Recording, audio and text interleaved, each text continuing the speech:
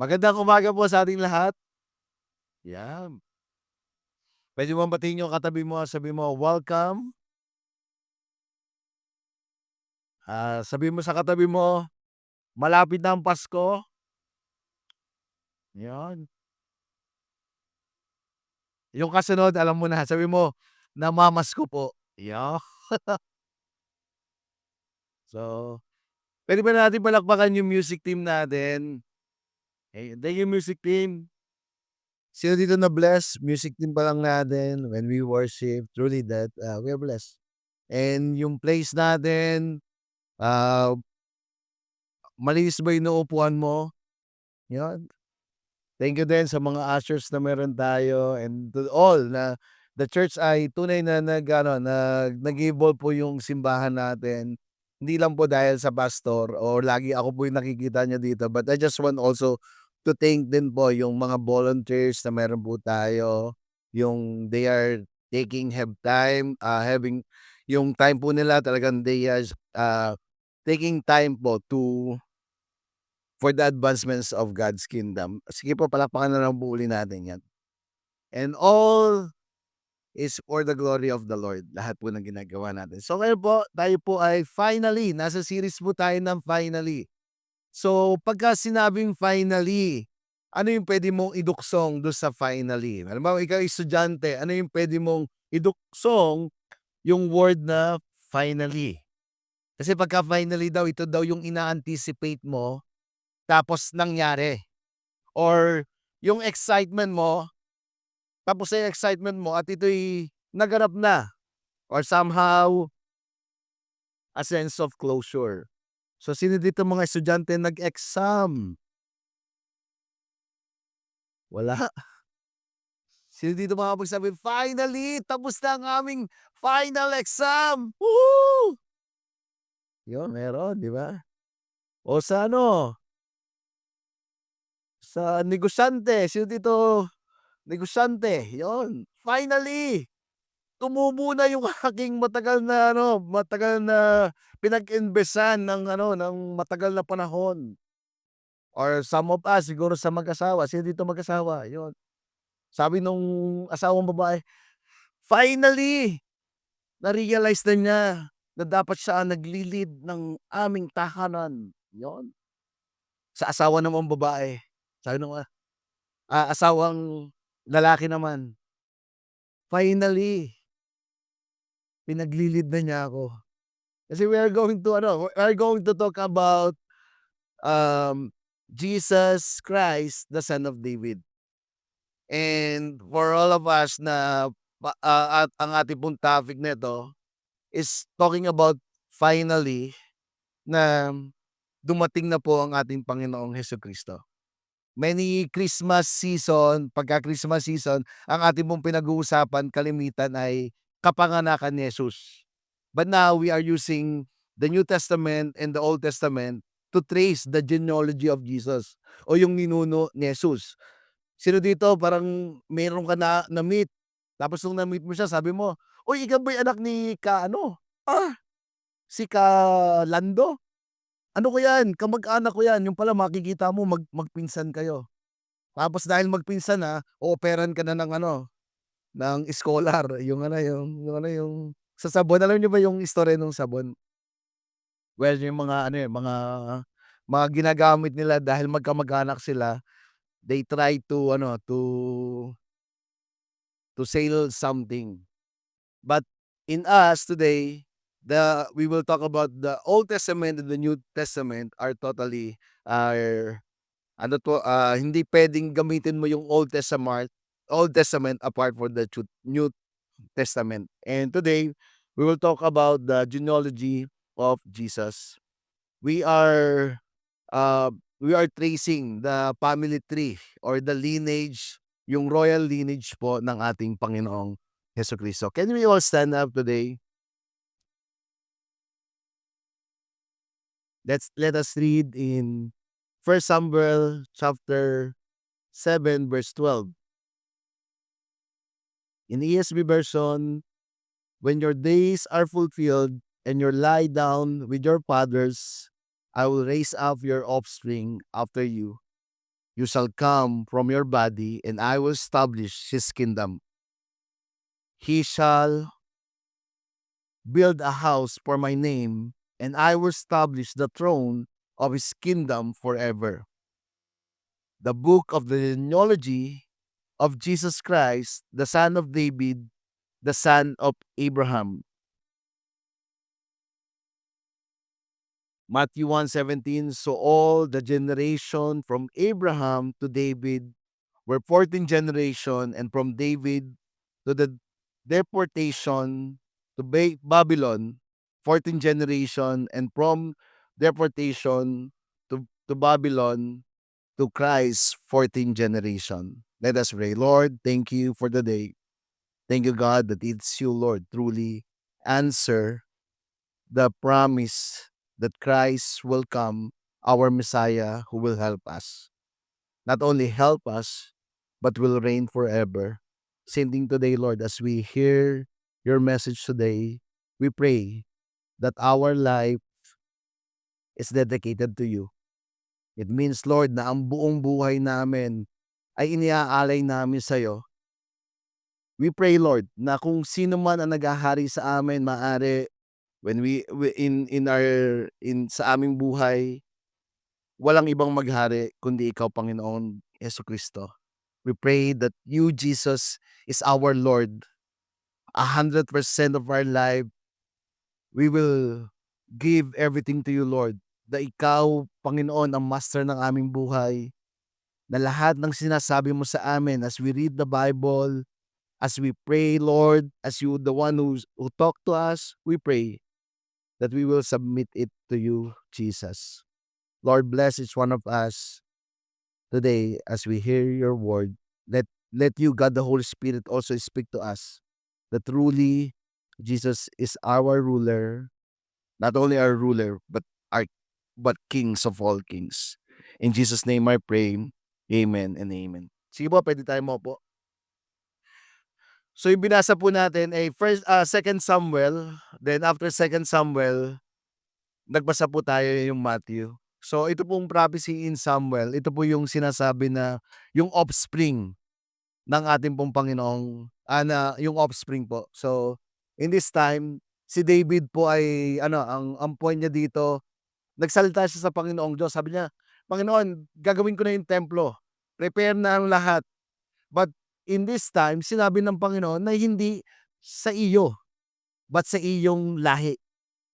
And ito na po papasok na yung lahing yon.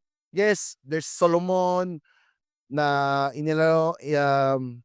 naging anak po si David, and yung tempo niya ay naganap, but in this time makikita rin natin yung lineage po ni David ay mapo-point out po natin kay Jesucristo. That Jesus, kumbaga, yung sinasabi dito na maghahari, it is Jesus.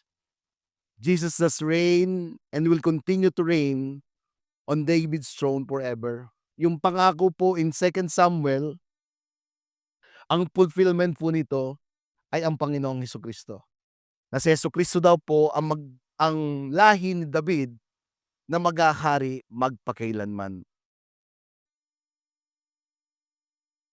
As we read in 1 Chronicles chapter 17, verse 11 to 14, sabi po dito, kapag namatay ka na at ililibing kasama ng mga ninuno mo, ipapalit ko sa iyo ang isa sa mga anak mo at patatatagin ko ang kaharian niya. Siya ang magpapatayo ng templo para sa akin at titiyakin ko na ang kanyang angkan ay maghahari magpakailanman.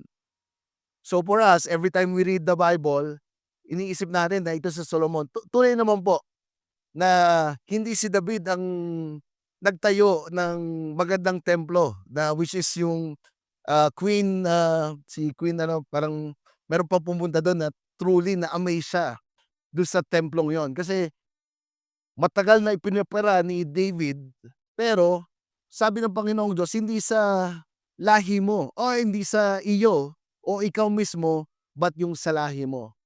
But sabi po dito, titiyakin ko na ang kanyang angkan ay maghahari magpakailanman.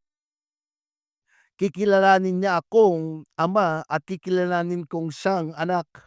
Mananatili ang pag-ibig ko sa kanya, hindi gaya ng ginawa ko kay Saul na pinalitan mong hari. Pamamahalain ko siya sa aking mga mamamayan at kaharian at ang kanyang angkan ang maghahari magpakailanman. So when we look na papaano naman introduce ni Matthew yung sa kanyang mga ninuno, ito'y may koneksyon dun po sa lahi ni David. At yun na nga po yung sinabi yung Matthew 1:1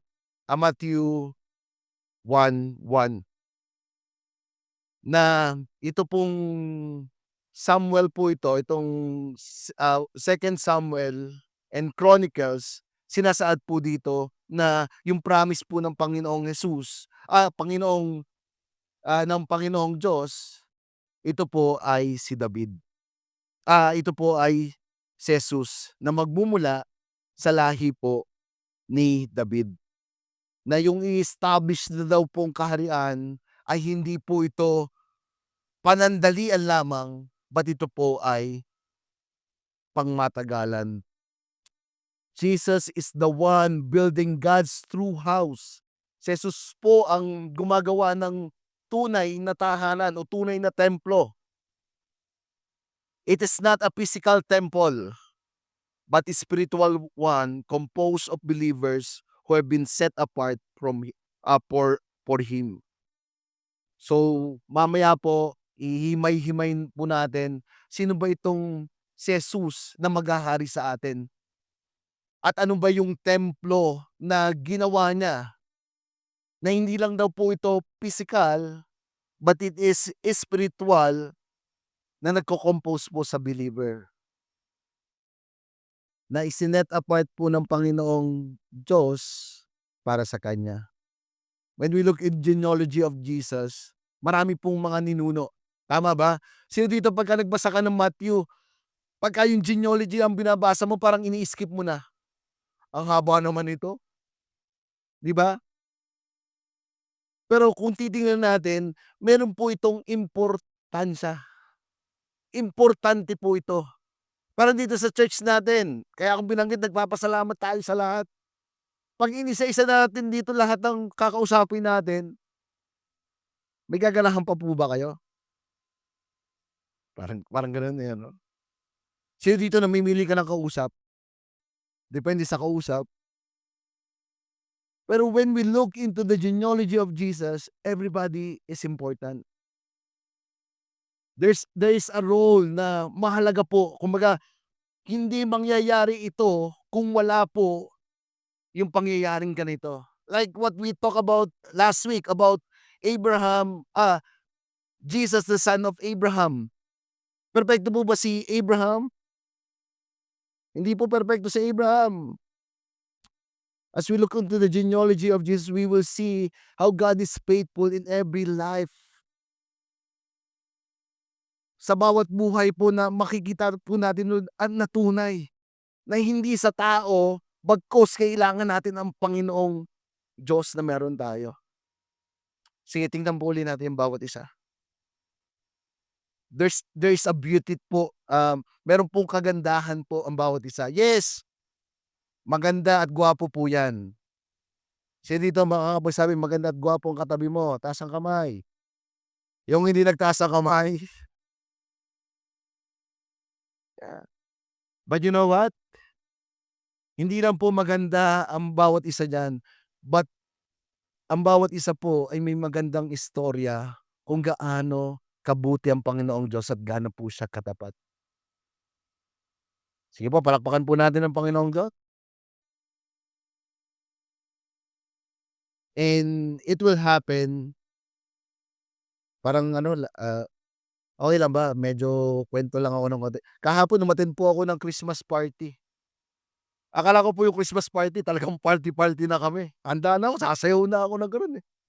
'Pag may victory group pa rin, may word pa rin. Iba talaga mga radiant couple, eh. Nag-word muna, but alam mo natutuwa po ako do'n. yung testimonya po ng kanilang mga buhay when sabi ko, "Grabe, I am really blessed hearing that." Na truly God is faithful in every area in every aspect in every person po, every lives o person. Nung nagtetestimonya yung mga dun, hindi naman po lahat success, eh. Minsan merong sinasabi gan'to, gan'to, gan'to, gan'to. Pero what I see there, yung pagtitiwala po, buong tiwala na ang Panginoong Diyos ay nandiyan at kasama nila sa kanilang buhay. Na ang Panginoong Hesus ang tunay na mamumuno sa ating mga buhay. Yes, we're not perfect. Gusto niyo po may kilala po ba kayong perpekto? Hindi po tayo perpekto. Pero ang kagandahan po paglakad po bilang Kristiyano, He is a God who is perfect, that we can trust everything to Him. First point po na meron tayo, finally, Jesus is the promised King that people have been waiting for. Sa wakas, si Jesus ang pinangakong hari na hinihintay ng mga tao.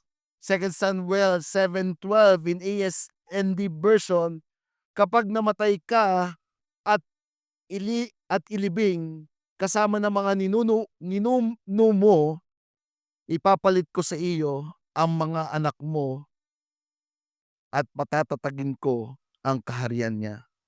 Why tinawag Jesus is the son of David? Because Jesus is part of the ninuno ni David. O tama ba? From David to Joseph, makikita po natin doon na ito pong genealogy nito o yung Matthew na binasa natin ay nangyari po. Sabi nung iba parang may controversy, ba't si Joseph? Eh, hindi naman siya yung nag-birth. But when we read in Luke, when we trace it po, ito naman po daw ay sa lineage ni Mary. So, but I'm going to focus po na si Jesus po ang pinakaiintay. Sino po dito nag-iintay ka? Anong iniintay natin? Pastor, ang tagal mo mag-preach, iniintay namin yan. Ayan. Pero dito po, I don't know, nung sinasabi itong pangako na ito kay David, na-hurt ba siya? Eh, Panginoon, gusto ko na itong mangyari ngayon na, ngayon na. Pero sabi ng Panginoon, hindi, not in your part. Kaya yung time mo, be faithful to me, maghari ka kung anong ano mo, and next, it will come to pass into your generation. Sino po dito magulang? Taas mo kamay ng magulang. Yung mga anak po natin is a heritage coming from the Lord. Binigay po sa atin ito po'y isang gantimpala galing sa ating pong Panginoong Diyos. Bakit? Marami po gustong magkaanak, pero hindi po nagkakaanak. Dito po, marami po kaming buntis. Ako, si Mark, joke lang po yun. Pero hindi po kami pero puro joke na naman ako, sorry, sorry. Pero hindi tayo binibigyan, but God gave us the responsibility to be a good parent. God gave us a responsibility na alamin natin ang salita ng Panginoong Diyos para ito rin po ang ituturo natin sa ating mga anak. Me and my wife, nung wala pa po kaming asawa, pagka nag-away kami talagang, "Ha! Stop! Stop!" Tuloy pa rin, "Sige, continue." But now, because Christ is the center of our marriage, and we have sons and daughter na nagsasabi sa amin, "Daddy, akala ko ba bawal mag-away?" We are not fighting. We just only have a passionate discussion. Pero honestly, sino ditong couple, careful din po tayo. Kasi when we raise our children, make it sure that ang nakikita po nila sa atin ay maganda rin po. I love my wife and she love me so much. Pero ayan, now we are in the conversation how we raise our children and how papaano namin din, ite-take care yung marriage namin to love one another more. Sabi namin, our goal this 2025 o yung 2023 pala nun, our goal this year 2023, mamahalin natin ang isa't isa higit pa sa pagmamahal natin nung tayo mag-boyfriend, girlfriend. And children, sino po dito mga anak? May magandang role din po tayo. We have a role. Kasi we're talking about genealogy. You have a role also into your parents. Tama ba? And ano yung role natin? Sumunod at lalo po silang mahalin. So, sino dito may mga anak? Pwede mo bang i-kiss yung mommy at daddy mo? Ayaw na siya, ayaw namin. So, let's go back into the scripture. Sa wakas, si Jesus ang pinangakong hari na hinihintay ng mga tao. In 2 Samuel 7:12, kapag namatay ka at ilibing, kasama ng mga ninuno mo, ipapalit ko sa iyo ang isang anak mo na patatatagin ang kaharian niya. From David to Jesus, ang haba po nito. It talks about 1,000 years bago po dumating po ang Panginoong Hesus. There's a lot of genealogy. Kumbaga, ang dami pong pinagdaanan, ang dami pong mga ninuno bago po dumating ang Panginoong Hesus. Sabi nung iba, o sabi natin minsan, truly na hindi sa panahon ni David naganap yung magandang templo, but sa panahon po ni Solomon. And anong naging role po ni Solomon, ni David doon? Inano niya, iprinepare niya ang lahat, nirally niya ang buong Israelite na mag-support din kay Solomon, kaya po yung na-build yung magandang templo. But in us, when we connect it to Matthew 1, ang sinasaad po ditong anak na magpapatuloy ay ang ating pong Panginoong Hesus.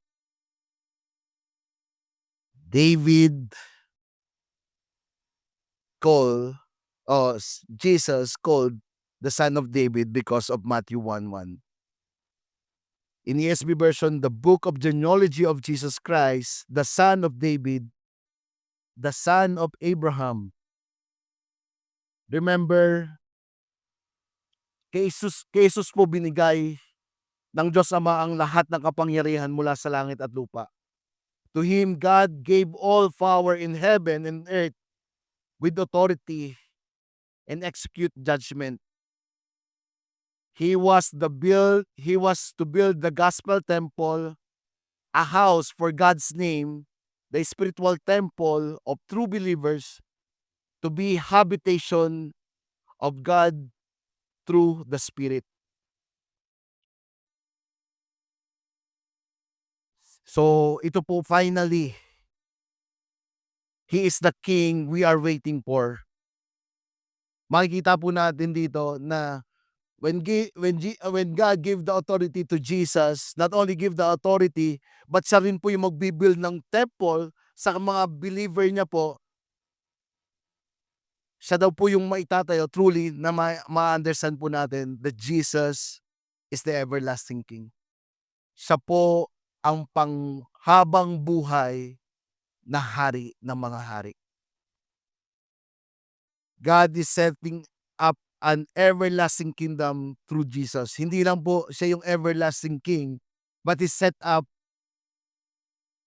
a everlasting kingdom through Jesus. Totoo ba yun? Sino po dito sa darating na eleksyon ay tatakbo? Magdala kayo ng tubig at baka kayo mauhaw. Hindi, meron po tayo. Many of us, there's a lot of promises na meron po na binibigay. And we are thankful for our government. Dahil nandyan sila para tayo po ay alalayan, suportahan po. But you know what? Hindi po sila yung ating pong pwedeng asahan in all aspect of our life or somehow to be dependent onto Him. But bilang pong mga believer, pinapahayag po sa atin dito na hindi po sila ang sagot sa ating mga naisin.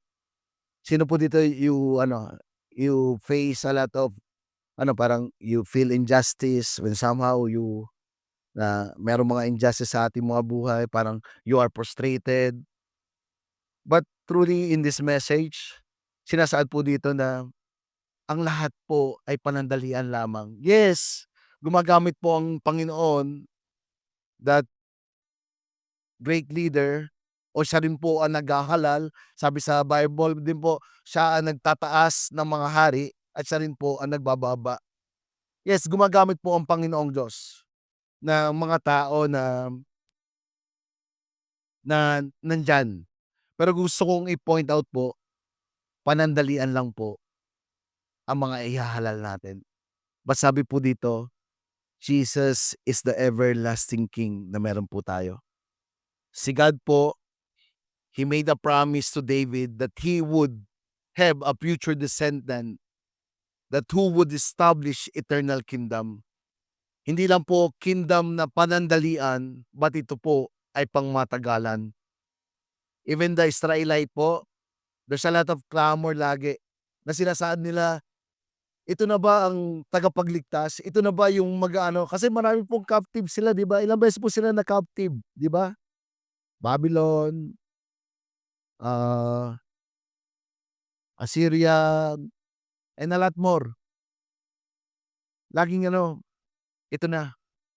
Ito na si Haring David, ito na. But again, it will end up nasasakop pa rin po sila. Even in the tandaan niyo nung nag-feed si Jesus ng 5,000, after niya mag-feed ng 5,000, marami din po siyang pinagaling. Even the disciple are deceived. That time, ang akala nila si Jesus na ang, magiging hari ng Roma Empero. Kaya parang ang laging laban nila, "Mag-aklas na tayo, makibaga." Parang gano'n ang inaano nila kay Jesus. "Jesus, ikaw na 'to." Kasi nakita nila may provision, hindi lang provision but power. Not only power, ano pa, provision, power, money. Akala nila si Jesus na, kaya nga anong ginawa ni Jesus sa kanila nung time na yon, 'di ba sabi nila, "O sige, after we feeding the 5,000, sabi ni Jesus, "O tayo ay pupunta sa ganong lugar sa kabilang ibayo." Anong nangyari? Nagkameron ng storm, 'di ba? So, after the storm, sabi ni Jesus, "Peace and still." Kasi 'di ba sabi nila, "Akala ko ba Jesus na, nandiyan ka, ba't natutulog ka lamang?" Parang gano'n. Pero sabi ni Jesus, "Peace and still." You know what? The scripture na nagbigay po ang Panginoong Hesus ng matinding alon, kasi gusto niya yung mga disciple ay mas makilala siya na siya ay hindi lang ordinaryong Diyos, hindi lang siya ordinaryong hari, hindi lang siya ordinaryong, tagapagligtas, but He is the King of all kings. Ang isipan po nung mga disciple na yun na, matatapos na ang lahat pagka dumating na si Jesus o pagka siya ay nahalal na. Kaya parang ang nila, lalaban sila, mag-aalsa. But God allow it to happen. Parang gusto ko lang i-point out dito, allow it to happen. Yung mga circumstances sa buhay natin, sino dito may problema? Gusto niyo ma-encourage? Ako paggising ko sa umaga, namomroblema na ako. Bakit? Sa dinami-dami ng mukha may Alden Richard, ba't ito ang binigay mo? May pala itong problem, sama, 'di ba? Pero if God is the one, the King of Kings na meron tayo, knowing that He rule over all the nation already, He is the King of all kings, lahat po ng meron po tayo dito sa mundo, panandalian lamang. He is the everlasting King, that the promise of God na binigay po sa atin. Jesus is not an earthly ruler. He is the King of kings and Lords of lords, who who shall execute justice and righteous in the land. We want justice. Gusto natin ng matuwid na daan. Gusto natin ng kamay na bakal. O gusto natin ng less evil. Hindi po sa tao natin 'to makukuha. But sinasaad po dito, tanging sa ating Panginoong Hesus lamang. Jeremiah 23 verse 5. Behold, the days are coming, declares the Lord, when I will raise up for David righteous branch, and he shall reign as king, and deal wisely, and shall execute justice and righteousness of the land. Gusto po natin ng matuwid. Sabi daw po, ito ay magmumula sa lahi ni David. What do I mean? Tayo po bilang mga Kristiyano, hindi ko po kayo bibigyan ng kung sino yung iboboto natin bilang pastor. Bias po ako dun. 'Di ba? We have a privilege to vote kung sino. But be wisely din po sa pagboto natin. I will not say kung sino or kung sino yung dapat. But bilang Kristiyano, magdasal po tayo. Ipagdasal po natin truly yung mga tumatakbo po ngayon, they need prayers. If there's an opportunity to pray for them na physically, no matter they are unbeliever or believer, we need prayer to them so that we can touch them. Pero minsan, though hindi po ako bias, hindi po ako nagso-social media at pinapahiya ko po yung mga politiko po. Sorry po pero hindi po dapat natin gawin yan bilang Kristiyano. But bilang Kristiyano po, nandito po tayo para ipagdasal sila. At hindi lang po pagdasal sila, but i-impart po natin kung ano yung meron tayo. Kung sino si Kristo sa ating buhay, sa kanila din po. And kasunod po, magdasal tayo din, sino ba talaga Panginoong Diyos? That's why ako po, kung pipili po ako, pipiliin ko po yung maka-Diyos. I will choose those person who have also a relationship with Jesus. But in the same time, we are free din kung ito yung nakikita natin na magtataguyod ng atin. Let's choose them. Sabi nga natin, mapalad ang bayan na ang Panginoon ay si Jesus, o ang Panginoon ay ang ating Diyos. Pinagpala. Ako sabi ko, nung pumunta ako dito, when I hear that, I'm not talking about any team or but sabi ko, that's the song na dapat maandin ng mga tao po. Na itong bayan ng Lukban ay pinagpala. Bakit? Bakit pinagpala ang Lukban? Sabi mo sa katabi mo, dahil sa'yo. Oo, ito na. Kasi tayo pong mga mananampalataya, sino yung Diyos natin? Ang Panginoong Diyos na meron tayo. And the same time, nasa ating pong mga kamay na God entrusted also to us to impart those nanunungkulan o manunungkulan po. Kaya hindi ako magsasabi sa inyo kung sino man. Pero siya po ang maghari. Ang Panginoong Diyos po natin ang maghari pa rin po sa atin. So, okay?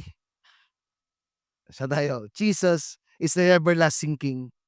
He is the King of kings and the Lord of lords, Lord who shall execute justice. What do I mean? Lagi sa ating mga tao, ang meron po tayo, yung panandalian. Yung ngayon na, sino ba? Ngayon na, Lord, bakit gano'n? Sabi mo, you are the King of all kings. Pero ba't ang buhay ko ganito? Shaky. Yan. We're living in this world. But kung siya po yung King of kings na meron po tayo, if we understand na siya po yung pangakong hari, at siya po yung naghahari sa ating mga buhay, I don't know if you experience it. Sometimes may problema, pero nakangiti ka pa rin. Sino dito yung may ganon? Yung may problema ka, pero nakakangiti ka pa rin dahil may pag-asa ka sa hinaharap mo dahil alam mo andiyan po yung Panginoong Diyos na meron tayo. Di ko na lang babanggitin, meron nga po akong kakilala, kinakausap na niya yung nag-agrabyado sa kanya. Sabi pa niya, "Ay pinagdasal nga kita." Ganyan. Like, natatawa ako na, just a legal matter yung usap namin dun. Tapos sabi niya, "Ay pinagdasal ko nga na ano ganyan, pero nakita ko ganyan." So parang, mabait 'to, pinagpala talaga 'to, ito yung babaeng pinagpala sa babaeng lahat. Nandun yung alam mo yung pastor ka na, kasama mo siya pero you are ano, why? Because you know na in every transaction that she has, sino yung hari na meron siya? It is Jesus. So finally, everybody of us, there's a security. Bakit? Dumating na po yung pinuno, yung mamumuno sa atin po, the King of all kings, and it is Jesus. Puwede ba natin palakpakan po ang ating Panginoon? In Jesus, we finally find the King we have been waiting for. One who rules with love and justice and who brings the presence of God into our lives. Tunay na pag-ibig, tunay na katagumpayan, tunay na, justice, ito po ay matatagpuan natin sa ating Panginoong Jesucristo. Second point, finally, Jesus is the fulfilled ruler who will reign eternally. Sa wakas, si Jesus ang natupad na pinuno na maghahari magpakailanman. Can we check our heart today? Sige, puwede ba muna natin i-check yung heart natin. Anong tunog? Tugtukuduk. Love, love, love, love. Pero when we check our heart, sino po ba talaga yung namumuno sa atin? Minsan every time we attend church, puwede po nating sabihin, "Sinong mahal mo?" Asan na si wala akong makita. Letter J, pastor. Sino? Si Jesus. Sabi ni isa, "Sino laman ng puso mo?" Letter H, sino? Si Jesus. Wow! Pero to all of us, when we check our heart today, malalaman po natin kung si Jesus ang tunay na Panginoon natin when we look yung everyday lifestyle na meron po tayo. In every minute, every hours, ano ba yung mas nag-spend tayo ng time? Sino ba yung mas sinusunod natin? Kasi we can be deceived, eh. Puwede po tayong magsabi na si Jesus yung Panginoon natin, pero when we are in the trial, sabi ko nga, yung simple forgiveness, if we don't have simple forgiveness, tanong, sinong naghari sa atin? Hindi po si Jesus, ba't naghahari sa atin if we don't have forgiveness?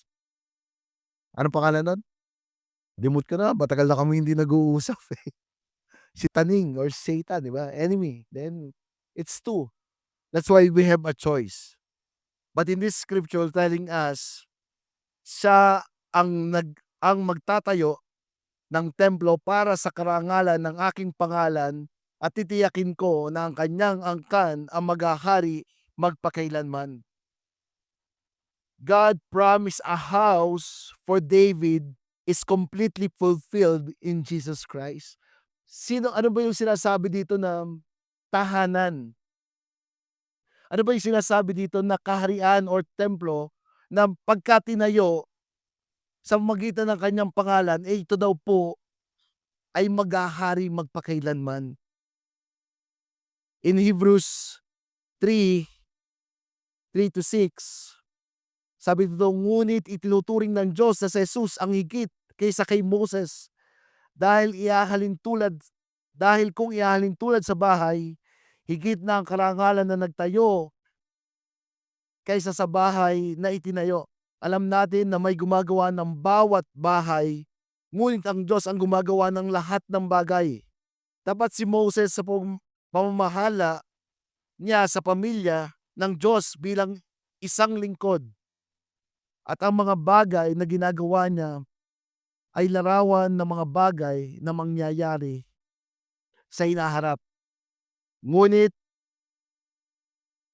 si Kristo ay tapat bilang anak na namamahala sa pamilya ng Diyos at tayo ang pamilya ng Diyos kung patuloy tayong magiging tapat sa pag-asang ipinagmamalaki natin. So ito pong Hebrews na to, talking about Moses and Jesus. But dito sinasaad po, Jesus is building the Father a magnificent house in the sense that we are God's temple and the church is God's new house. Si Moses po, inilid niya po ang Israelite laban po sa Egyptian patungo po dun sa border ng Promised Land. But for all of us who receive Jesus Christ as Lord and Savior of our life, He lead us out to the sin of slavery. That's why po namatay po si Jesus sa cross ng Kalbaryo for all of our sins. And after 3 days, He rose again, proving that He is the ruler of all. In Him, when we trust onto Him, everything will be victorious. So, sinasaad po dito na yung templo po na itinayo ay tayo pong mga believer na tumanggap po sa ating Panginoong Diyos. That time si Moses, na-free po sila sa slavery ng Egyptian. But in us, when we receive Christ as Lord and Savior of our life, there's a freedom also. And we receive the eternal life that coming only to Jesus. He is right now building the Father magnificent house in the sense of believers are God's temple. We are God's temple.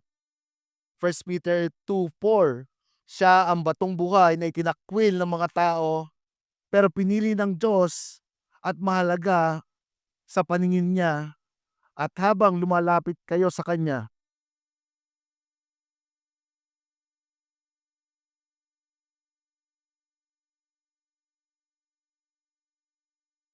sinasaad po dito that Jesus is alive and He make us a living stone because we are connected to Him, the only source of our of real life.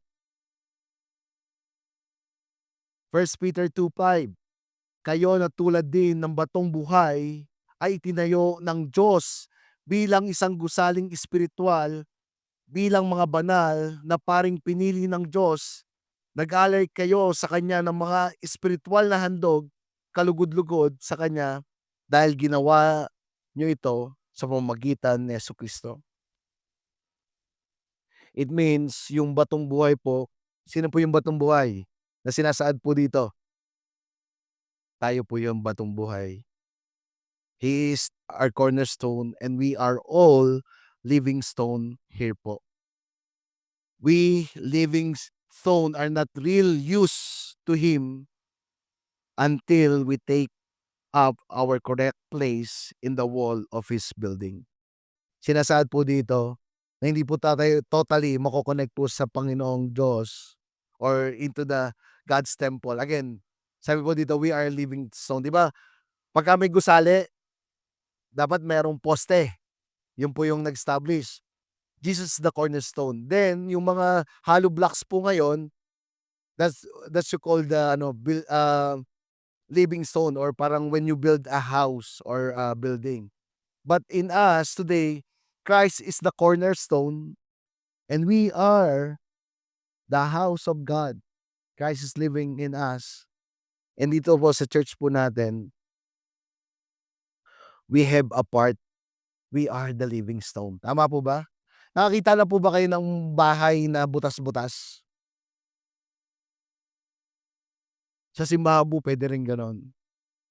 Until the time you fit in to the church, you have a role to play, then we can call it a house of God.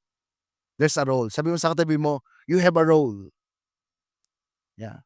Sige nga, yung ginagawa natin lagi. Kapit-kapit nga tayo. Sige, kapit kayo. Kapit yan. Yan. Kapit. Yan, yan, yan. So, una muna ang roll, ha? Row. O sige, gagano'n tayo. Woo! Yung gano'n, Sige, wave, wave tayo, Oh, 1, 2, 3. Kabila, second row. Oo, yeah.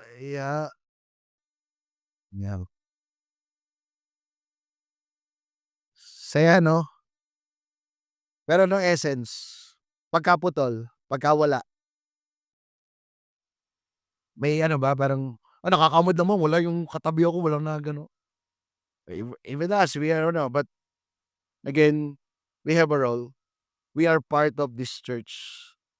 Kung hindi pa tayo po connected sa simbahan, tayo po mismo mag-initiate. Kasi tayo po yung ano, we are God's, we are Christ's living stone. Buhay po tayo. Natural po ba sa simbahan na nasasaktan? Kasi po kung hindi ka na nasasaktan dito, baka ikaw yung patay na bato. But if you are a living stone, natural po. So, as I end,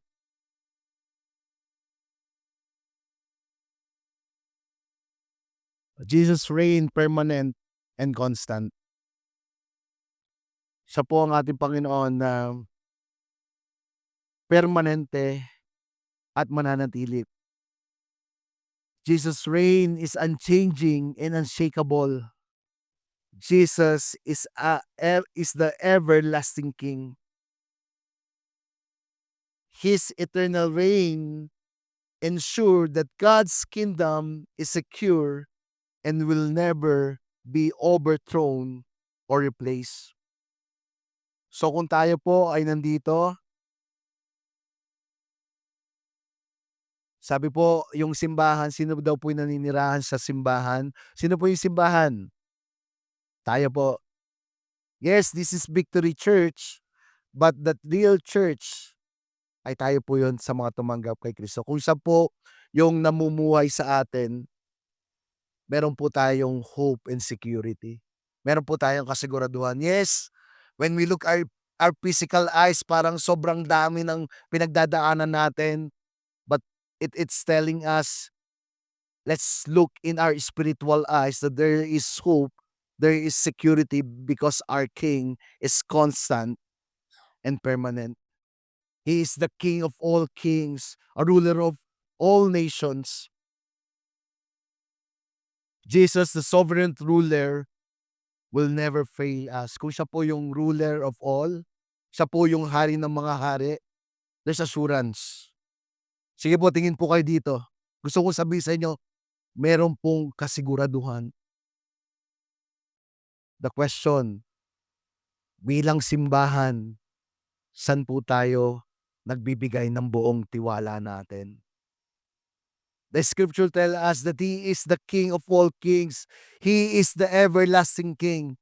But the question, pag dumating na po yung problema sa ating buhay, sino po yung ating pinagtitiwalaan? As a believer, let's continue to trust God. Your future, sino dito parang yung future mo, finally tapos na ako ng college. Ay, pagkatapos pala ng college magtatrabaho na ako. Finally nakuha ko na yung finally na-promote na ako sa trabaho. Yes! Ay, ang hirap pala ma-promote. Mas dumami yung trabaho ko, mas dumami yung sakit ng ulo ko. Sino nakaka-relate? Parang wala pong tapos when we are here, but knowing that He is the King of all king. Alam niyo po, ayoko na magtestimonya kasi alam niyo na lahat ang buhay ko, Pero truly, minsan kahit ito po yung when I become yung sige i-ano ko na rin. Nagtrabaho po ako parang as PT aide. After po nun, nawala po yung pinakang head ko. Hindi po ako license, pero nagtatrabaho po ako sa ospital. Alam niyo po nangyari? Nung regular session, ako po yung na-regular, ako po yung naging head. Tapos nagpasukan po mga license. Laging tinatanong nila, "Ba't ikaw ang head dito sa hospital? Eh, hindi ka naman license." Hindi ko alam." So, napatanong po ako sarili ko, "Lord, ba't ako nga ba ang head?" Tapos the scripture na lagi ko pong kine-claim nung time na yon, yung kay ano, "You will be the head and not the tail." I just always claiming, "Lord, thank you that I will be the head and not the tail." I just only trusting God. But you know what, minsan may mga miracle po na never po mangyayari sa hospital yon that you will be the head and under mo mga ano, mga license. But you know, it happened. So, what do I mean? Even there's an impossibility, if we know that He is the King of all kings, He is the sovereign of all, puwede pong mabaliktad yung mga sitwasyon na meron tayo. Sige po, palakpakan natin ang Panginoong Diyos. Application, His perfect, just, loving leadership give us the confidence to face uncertainty and challenges. No matter what happened in the world, we know that King Jesus is in charge and His kingdom will endure. Can we all stand up today?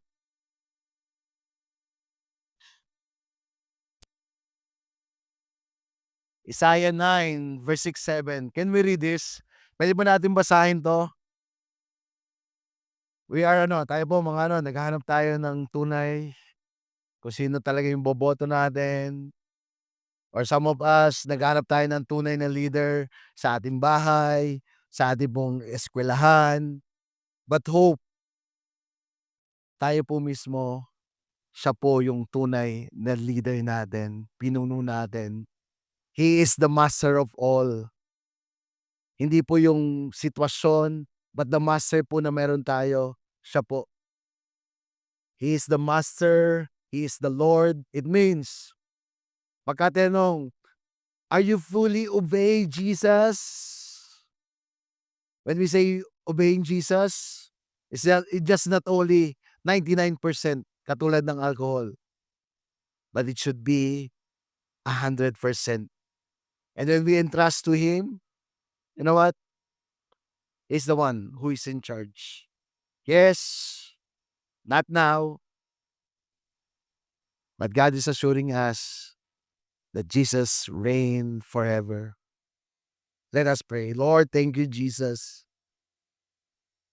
I said to your word in Isaiah 9, verse 6 to 7, "For to us a child is born, to us a son is given, and the government shall be upon his shoulder, and his name shall be called Wonderful Counselor, Mighty God, Everlasting Father, Prince of Peace.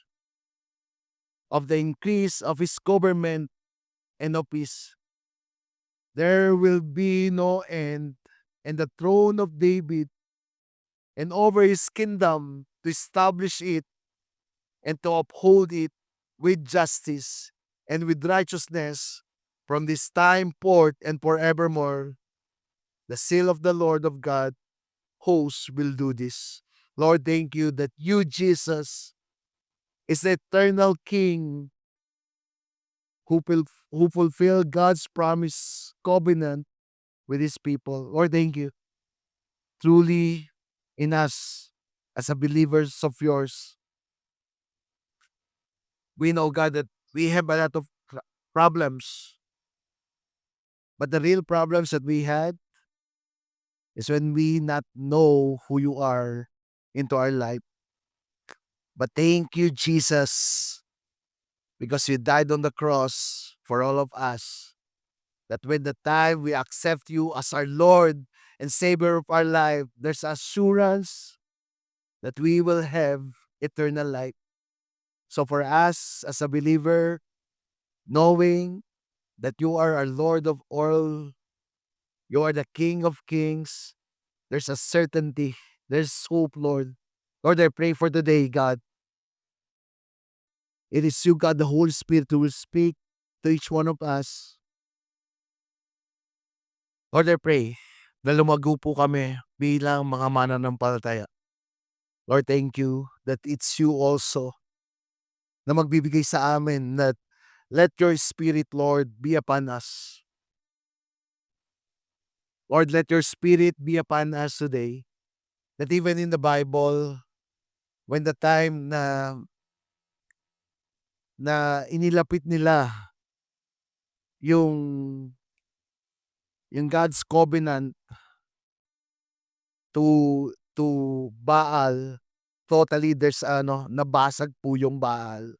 We pray that all of us, we have idolatry, we have, Lord, everything, Lord, na maaari meron kaming mga struggle pa. But Lord, today, as you, God, the Holy Spirit living in us, it is you who will break it, Lord. We are that person. God is telling you, do not fear. Huwag kang matakot. God giving you a courage. Courage to arise.